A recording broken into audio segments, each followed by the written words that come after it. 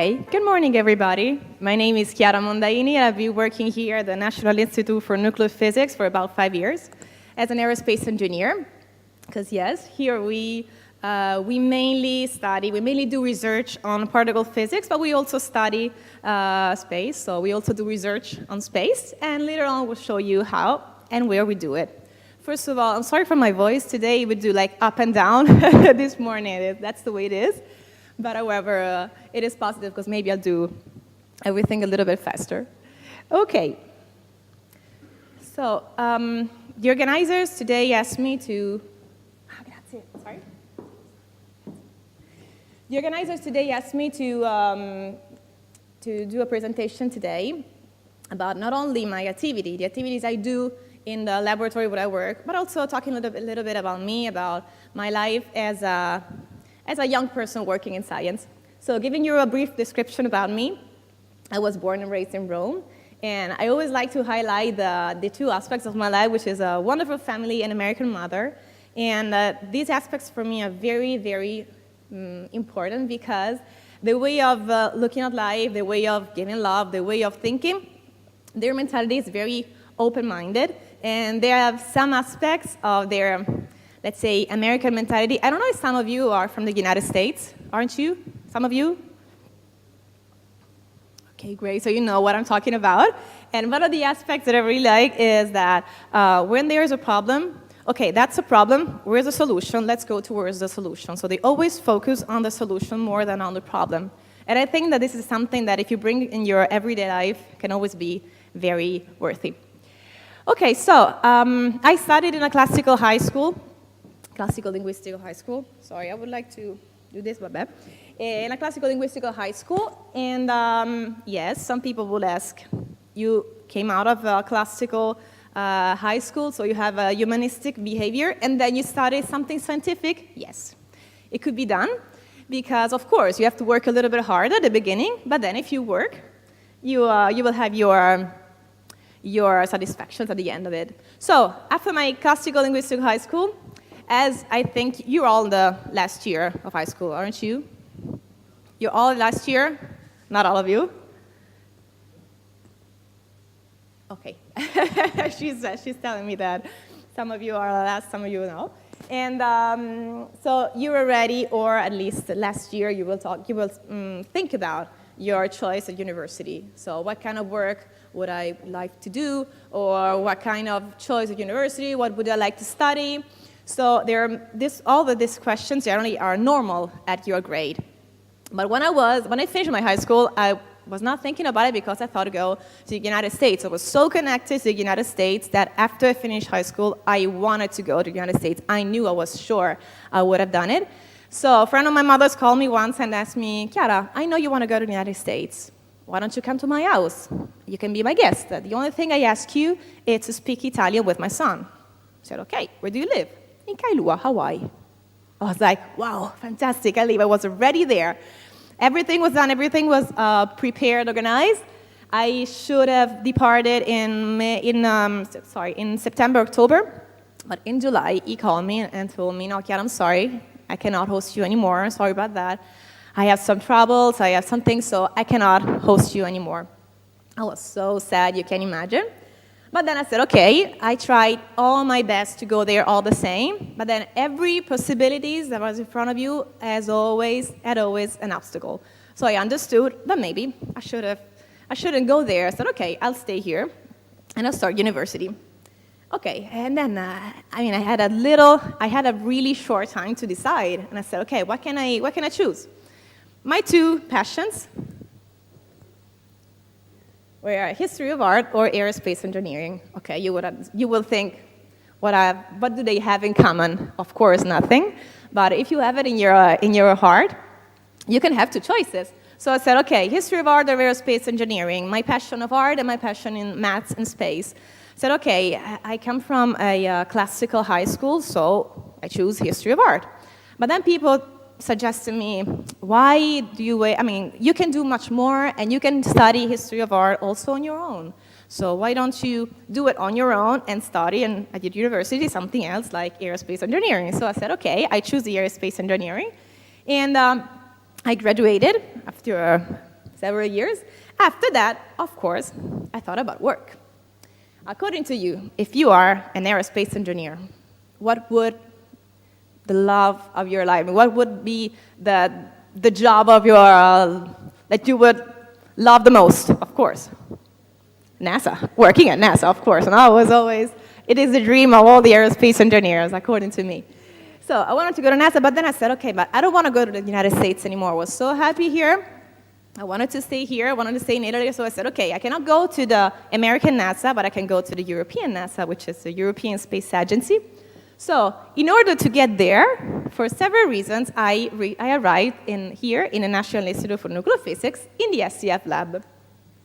Ma se io facessi questa cosa, no? Can you hear me? Yeah.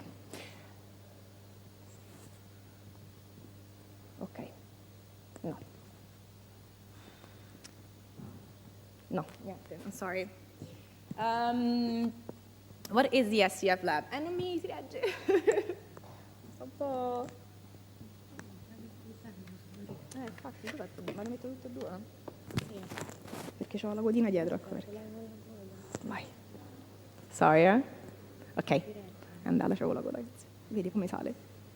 Sorry about that, but I have this thing and it's not comfortable at all.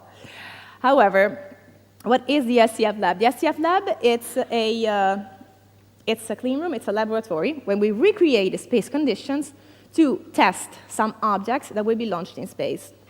Why do we do it?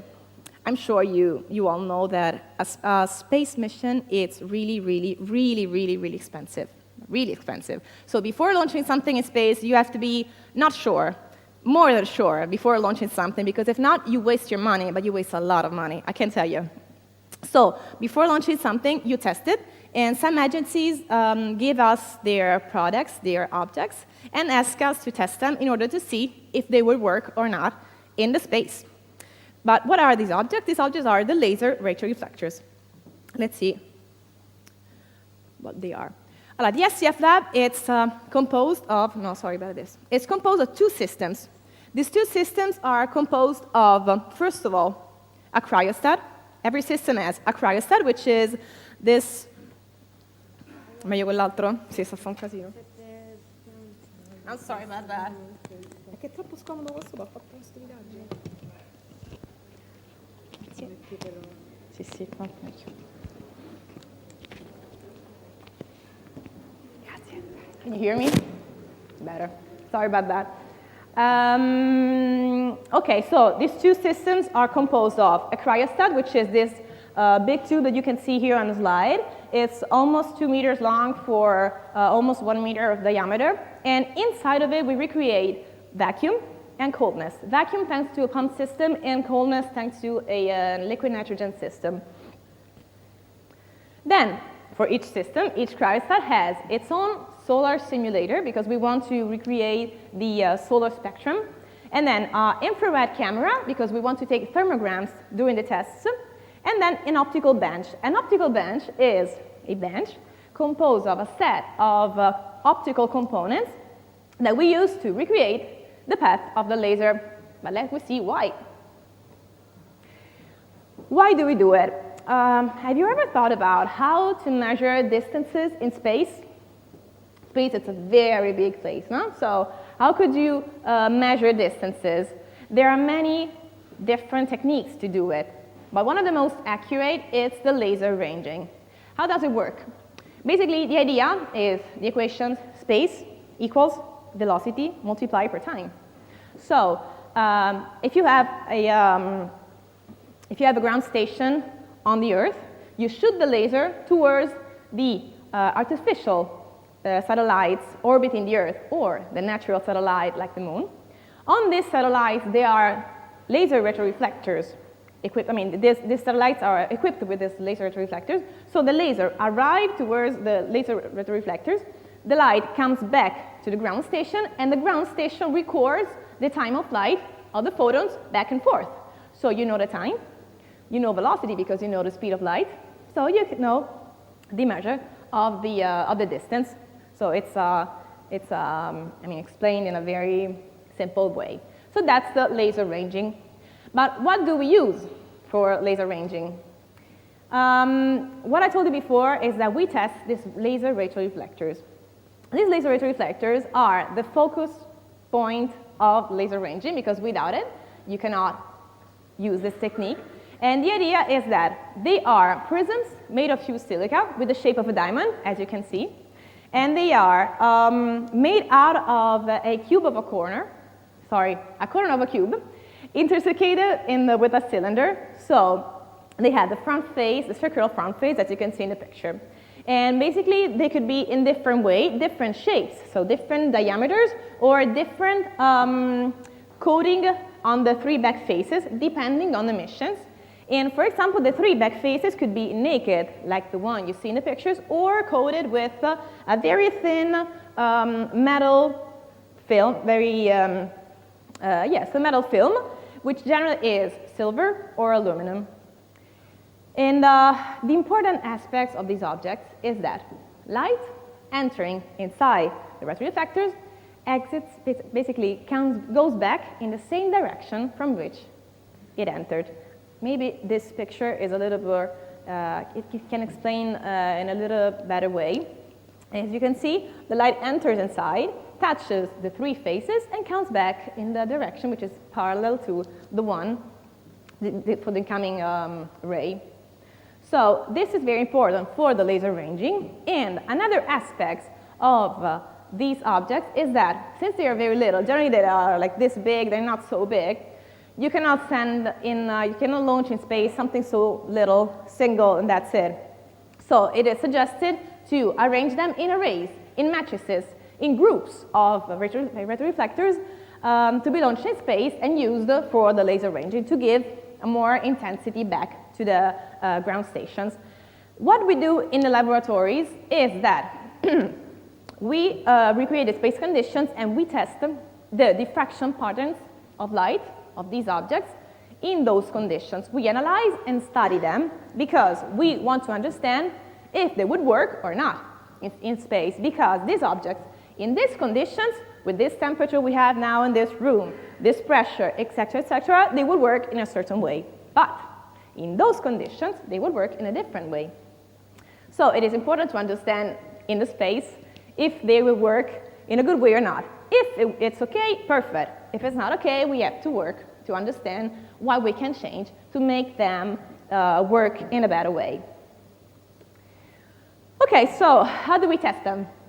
We have different kind of tests in our laboratory. The most important is the SCF test, which is a set of procedures that were accurately invented for this kind of test to test these retroreflectors in those conditions. So we recreated space conditions, we test them using these parameters.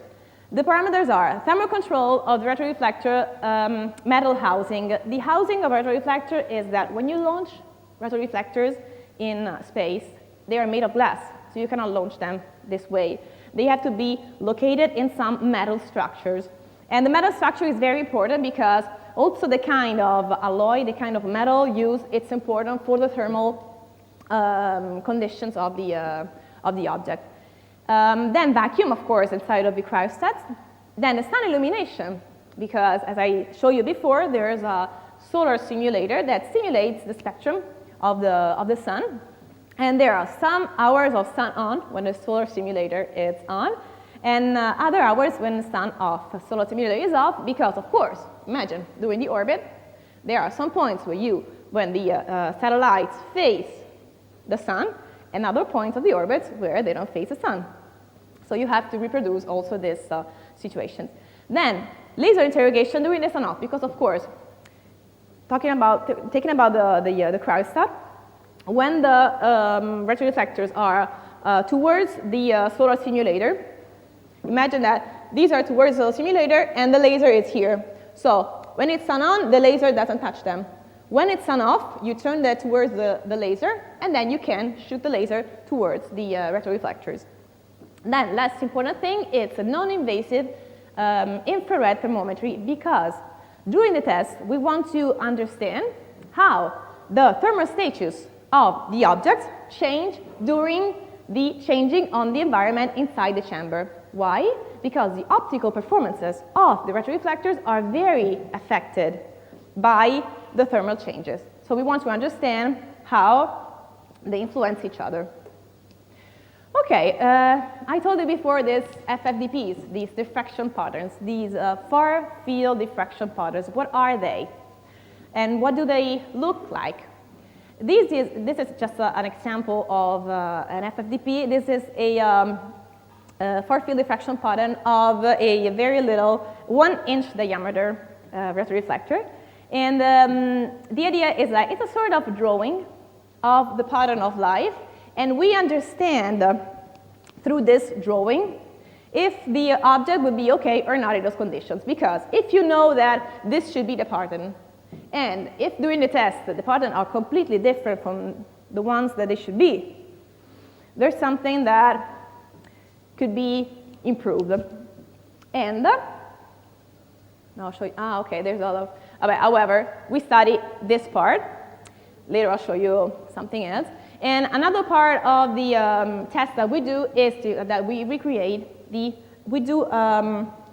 basically we simulate the orbit of the satellite orbiting around the Earth. Why? Because we try to reproduce reality as much as possible. So, of course, a satellite orbiting the Earth does a sort of, an orbit, and to recreate, of course, you cannot recreate all the orbit, but we create a part of it, simulating it with the different inclination of the sun rays arriving on the retroreflectors in a part of the orbit, and then, as I told you before, on the other side of the orbit, they don't face the sun at all. So you have to reproduce this, trying to reproduce reality as much as possible. Okay, something important in science, not just in our group, but in science normally, it's very important, the simulations. Why? Because how can you understand if something is going on in a good way or not?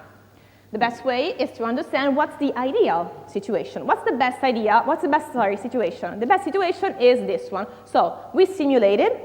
We simulate the best situation, the best condition. And in the test, we have to see if the reality goes, how close it is to the simulated one. So we try our best to improve the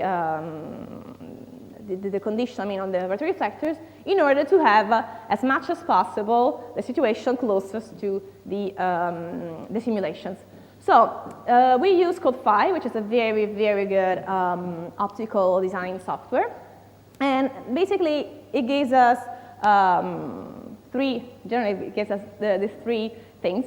The first on the left is the FFDPs, as I showed you before, and basically, on the, eccolo. And basically, on the other two, we have two plots. Plots of what? Plots of the intensity that we have going around these circles. These are diffraction rings, first and the second. And we have to plot the average intensity throughout all these rings. So this is throughout all the rings. And this is just at a certain point that we decide, depending on the missions. Okay, so as I told you before, we do laser ranging not just on satellites, not just on artificial satellites, but also on natural satellites, like the one we have, the moon.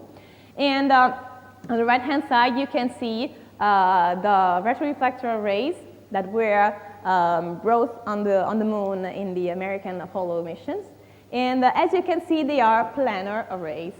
Before I told you that they can be arranged in arrays, in groups, and the shape of these arrays depends on the mission. The closer you are to the Earth, or the further you are with respect to the Earth. In this case, they are very far from the Earth. So the further you go, the more planar they become. On the left-hand side, you can see the ones brought by the Russian lunar missions, and they are located in several points, in important points. They're not located casualty, like following the chaos, but they are, of course, put in singular important points. One other thing that we do with laser ranging is not just for satellite, it's not just lunar laser ranging, it's also for planetary laser ranging. So we can also do it on Mars, And today we have two of our objects which have been projected, designed, tested, characterized, everything done in our laboratory. And this object, which is this one here, it's very little. It's 5 centimeters of diameter and 25 grams of weight. It's very little. And if you see here on this picture, you can see the, comparison with the mouse. It is that little.